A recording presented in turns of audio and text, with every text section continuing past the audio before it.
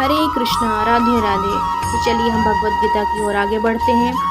हे धनंजय, भक्ति के द्वारा समस्त ग्रहित कर्मों से दूर रहो और उसी भाव से भगवान की शरण ग्रहण करो। जो व्यक्ति अपने साकाम कर्म फलों को भोगना चाहते हैं वे कृपण हैं। जो व्यक्ति भगवान के दास रूप में अपने स्वरूप को समझ लेता है वह कृष्ण भावनित में स्थित रहने से अतिरिक्त सारे कर्म को छोड़ देता है। जीव के लिए ऐसी भक्ति कर्म का सही मार्ग है। केवल कृपण ही अपने साकाम कर्मों का फल भोगना चाहते हैं, किंतु इसमें ये भवबंधन में और अधिक फंसते जाते हैं। कृष्ण भावनामृत के अंतर्गत जितने भी कर्म संपन्न किए जाते हैं वे ग्रहित हैं, क्योंकि इससे कर्ता जन्म मृत्यु के चक्कर में लगातार फंसा रहता है। अतः कभी इसकी आकांक्षा नहीं करनी चाहिए मैं कर्म का कारण बनूं। कृष्ण भावनामृत में हर कार्य कृष्ण की दृष्टि के लिए किया जाना चाहिए। कृपाणु को यह बात ज्ञात नहीं है कि दैवदस या कठोर श्रम से अर्जित संपत्ति का किस तरह सदुपयोग करें। मनुष्य को अपनी सारी शक्ति कृष्ण भावनामृत में अर्जित करने में लगानी चाहिए, इससे उसका जीवन सफल हो सकेगा। कृपणों की अभागे व्यक्ति अपनी मानवीय शक्ति को भगवान की सेवा में नहीं लगाते। भक्ति में संलग्न मनुष्य इस जीवन में ही अच्छे तथा बुरे कर्मों से अपने को मुक्त कर लेता है। अतः योग के लिए प्रयत्न करो, क्योंकि सारा कार्य कौशल यही है। जीवनात्मा अनादिकाल से अपने अच्छे तथा बुरे कर्म के फलों की संचित करता रहता है, फलत वह निरंतर अपने स्वरूप से अनवेज्य बना रहा है। इस अज्ञान को भगवद गीता के उपदेश से दूर किया जा सकता है। यह हमें पूर्ण रूप में भगवान श्री कृष्ण की शरण में जाने तथा जन्म जन्मांतर कर्म फल की श्रृंखला का शिकार बनने से मुक्त होने का उपदेश देती है। अतः अर्जुन को कृष्ण भावना अमृत में कार्य करने के लिए कहा गया है, क्योंकि कर्म फल के शुद्ध होने की यही प्रक्रिया है।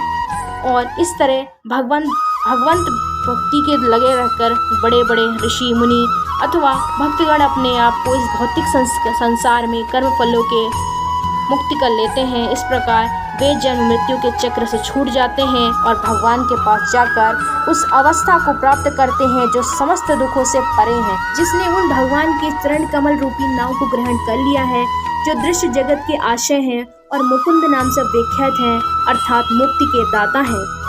इसके लिए यह भवसागर गोखुर के समाये जल के समान है। उसका लक्ष्य पर पदम है, अर्थात वह स्थान जहाँ भौतिक कष्ट नहीं है, यह कि वैकुंठ है। वह स्थान नहीं जहाँ पद पद पर संकट हो। अज्ञानवश मनुष्य यह नहीं समझ पाता है कि भौतिक जगत ऐसा दुखमय स्थान है जहाँ पद पद पर संकट है। केवल अज्ञानवश अल्पज्ञानी पुरुष यह सोचकर कर्मों से सुखी रह सकेंगे, साकाम कर्म करते हुए स्थिति को सहन करते हैं। उन्हें यह ज्ञात नहीं है कि संसार में कहीं भी कोई भी शरीर दुखों से रहित नहीं है। संसार में सर्वत्र जीवन में दुख, जन्म, मृत्यु, जरा तथा व्याधि विद्यमान है, किंतु जो अपने वास्तविक स्वरूप को समझ लेता है और इस प्रकार भगवान की स्थिति को समझ लेता है, वही भगवान की प्रेमा भक्ति में लगता है। फलस्वरूप यह वैकुंठ लोक जाने के अधिकारी बन जाता है और ना तो भौतिक कष्टमय जीवन और ना ही काल का प्रभाव तथा मृत्यु है। अपने स्वरूप को जानने का अर्थ भगवान की अलौकिक स्थिति को भी जान लेना। जो भ्रमवश यह सोचता है कि जीव की स्थिति तथा भगवान की स्थिति एक समान है, उसे समझो कि वह अंधकार में है और स्वयं भक्तिविक करने में असमर्थ है।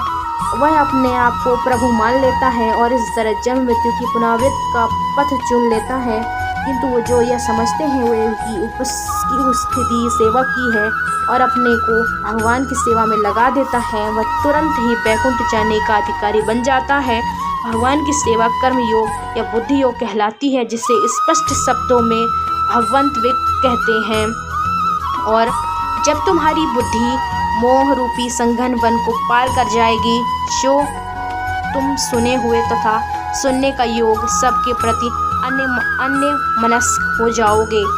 भगवत भक्तों के जीवन में ऐसे अनेक उदाहरण प्राप्त हैं जिन्हें भगवत के कारण वैदिक कर्मकांड से विरुद्ध हो गई है। जब मनुष्य श्री कृष्ण को तथा उनके साथ अपने संबंध को वास्तविक रूप से समझ लेता है, तो अपना साकाम कर्मों के अनुष्ठानों के प्रति पूर्णतः अनमनस्क हो जाता है, भले ही वे अनुभवी ब्राह्मण क्यों न हो। भक्त परंपरा के महान भक्त तथा आचार्य की माधवेंद्रपुरी का कहना है कि हे मेरी निकाल प्रार्थनाओं तुम्हारी जय हो। हे स्नान तुम्हें प्रणाम, हे देव प्रीतगण, अब मैं अपन लोगों की तर्पण करने में असमर्थ हूँ। अब तो मैं जब बैठता हूँ यादव कुलवंशी कंस के हत्या श्री कृष्ण का ही स्मरण करता हूँ और इस तरह मैं अपने पाप में बंधन से मुक्त हो सकता हूँ। मैं सोचता हूँ कि यही मेरे लिए पर्याप्त है। वैदिक रस्में तथा अनुष्ठान तथा नित्रकाल, संध्या, प्रातकालीन स्नान, प्रत्युतर्पण आदि नव दीक्षितों के लिए अनिवार्य है, किंतु जब कोई पूर्णता कृष्ण भावना भावित हो और कृष्ण की दिव्य प्रेमा भक्ति में लगा हो तो वह इन विधि विधानों के प्रति के लिए उदासीन हो जाता है, क्योंकि उससे पहले ही सिद्धि प्राप्त हो चुकी होती है। यदि कोई परमेश्वर कृष्ण की सेवा करके अज्ञान को प्राप्त होता है, उसे शास्त्रों में वर्णित विभिन्न प्रकार की तपस्या तथा यज्ञ करने की आवश्यकता नहीं रह जाती। इसी प्रकार जो यह नहीं समझता कि वेदों का उद्देश्य कृष्ण तक पहुंचना है और अपने आप को अनुष्ठानी व्यस्त रखता है, यह केवल अपना समय नष्ट करता है। कृष्ण भावना भवित व्यक्ति शब्द ब्रह्मा की सीमा तथा वेदों तथा उपनिषदों की परिधि को भी लाग देते हैं। जब तुम्हारा मन वेदों की अलंकारमयी भाषा से विचलित न हो और वह आत्म साक्षात्कार की समाधि में स्थिर हो जाए, तब तुम्हें दिव्य चेतना प्राप्त हो जाएगी। धन्यवाद आप सब लोग का।